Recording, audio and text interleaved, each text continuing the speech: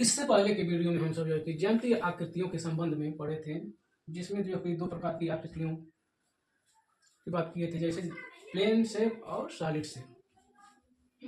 2 dimensional and 3 dimensional shape की बात हम सब जो है कि किए थे। तो 2 डायमेंशनल शेप हम जो है कि पढ़ चुके हैं, और 3 डायमेंशनल शेप में जो है कि जो सॉलिड शेप होते हैं उसके अंतर्गत जो है कि हम जो है कि उस वीडियो में कोण या शंकु की विशेषता के बारे में पढ़ चुके हैं, उसकी पहचान के बारे में पढ़ चुके हैं।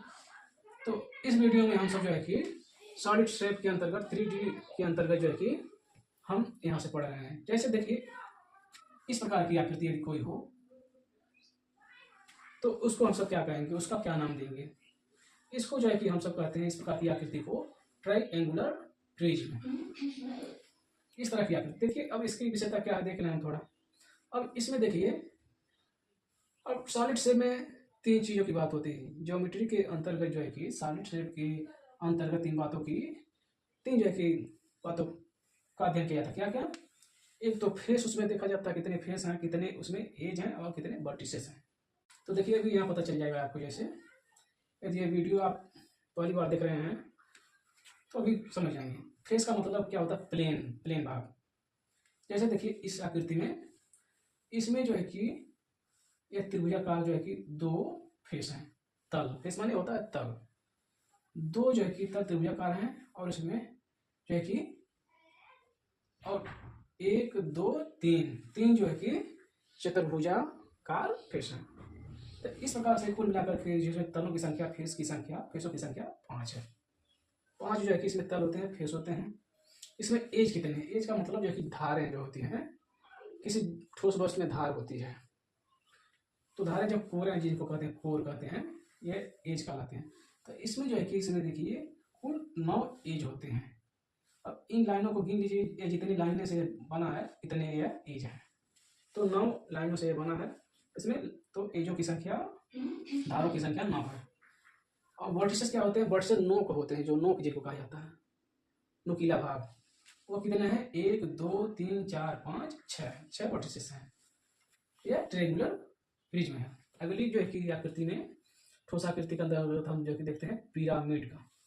पिरामिड की आकृति कुछ इस प्रकार से होती है, जिसमें देखिए 4 जो है कि ट्राइएंगुलर फेस होते हैं, और जो है कि एक जो है कि क्वाड्रिलेटरल फेस यानी चतुर्भुजाकार फेस होता है। इस प्रकार से इसमें भी 5 फेस होते हैं। इसमें भी 5 फेस। अभी 5 फेस एक चतुर्भुजाकार और 4 जो है कि त्रिभुजाकार, चारों ओर से 5 फेस होता है। इसमें एज की संख्या, धारों की संख्या 8 है। धार कौन कौन से? जितने जो है कि एक भुजाएं एक लग दिखाई दे रही हैं, ये जितने से बना है वो सब धारे हैं। तो आप गिन सकते हैं, चारों कोनों पर 4 धारे हो गया। फिर ये नीचे जो है कि 4 धारे जो है कि 8 धारे हो गई बट एज के अंतर्गत 8 एज हो गए, धार हो गए। और जो है कि इसमें वर्टिसेस की संख्या कितनी है? 1 2 3 4 1 5 वर्टिसेस है, नोक हैं। यह हो गया पिरामिड। और अगली आकृति है, यह है, इसको क्यूबॉइड कहा जाता है। इसको क्यूबॉइड कहा जाता है। अब इसमें देखिए इसकी विशेषता क्या है, इसकी पहचान क्या है। अब इसमें देखिए फेस की संख्या कितनी है? इसमें फेस की संख्या 6 है। फेस यानी तलों की संख्या जो है कि 4 तलों से बना है। और इसमें एज, धारों की संख्या कितनी है? 12 होती है। मतलब जितनी लाइनों से ये बना हुआ है आकृति, वो कुल कितने हैं? 12। तो 12 एज हो गए, धार हो गए। और नोकों की संख्या कितनी है इसमें? 8। देखिए 4 यहाँ नीचे हैं, 4 जो है कि ऊपर, तो 8 जो है कि इसमें नोक हैं। अगला जो है कि आकृति है ठोस के अंतर्गत, जो है कि सॉलिड शेप के अंतर्गत स्फेरिकल टाइप। इस प्रकार की यदि कोई आकृति, जैसे स्फेरिकल शेप के अंतर्गत क्या क्या हो सकते हैं, जैसे खरबूजा, तरबूजा, ये सब जो है कि कुहड़ा, ये सब क्या किस प्रकार की आकृति होते हैं? या स्फेरिकल होते हैं। या फुटबॉल, वॉलीबॉल जो भी होता है, यह सब इसी आकृति के अंतर्गत हम सब अध्ययन करते हैं। इसमें जो कि कुल फेस की संख्या एक ही होती है, जो वो अभी कर्व्ड में होता है, कर्व सरफेस होता है। इसमें न तो कोई धार होती है, न तो कोई नोक होता है। स्फेरिकल जैसे कि पृथ्वी का आकार, इसी के अंतर्गत अध्ययन करते हैं। और अगली आकृति क्या है? यह है स्फेरिकल। इसको लिखना है स्फेरिकल। अगली आकृति क्या है? सिलिंड्रिकल। इसको कहते हैं सिलेंड्रिकल, सिलेंड्रिकल शेप, यानी सिलेंडर माने होता है बेलन, यानी जो बेलन होता है उस आकृति का है। जैसे इसके अंतर्गत कौन कौन सी आकृतियां हो सकती हैं, जैसे गैस सिलेंडर भी होता है इसके ही आकृति का।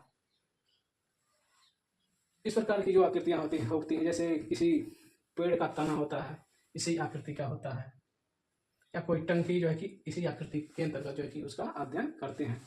और इसकी विशेषता क्या है, इसमें जो है कि 3 तल होते हैं, 3 फेस होते हैं, दो जो है कि प्लेन फेस होते हैं और एक जो है कि कर्व फेस होता है। तो 3 फेस होते हैं और धारों की संख्या इसमें कितनी होती है, 2 होती है, वो भी जो है कि वो भी कर्व्ड धारें होती हैं। ये तो हो गया ठोस आकृतियों की पहचान। खास करके हम सबको जो है कि अगली कक्षाओं में जिन जो कि आकृतियों पर जो कि प्रश्न बनते हैं वह होते हैं जैसे क्यूबॉइड, स्फेरिकल और सिलिंड्रिकल और कोन पर। इन्हीं पर जो है कि ज़्यादा करके हम सबको समस्यात्मक प्रश्न जो है कि हल करने होते हैं। अगली कक्षाओं में हम सब जो है कि इनका अध्ययन करने को मिलेगा।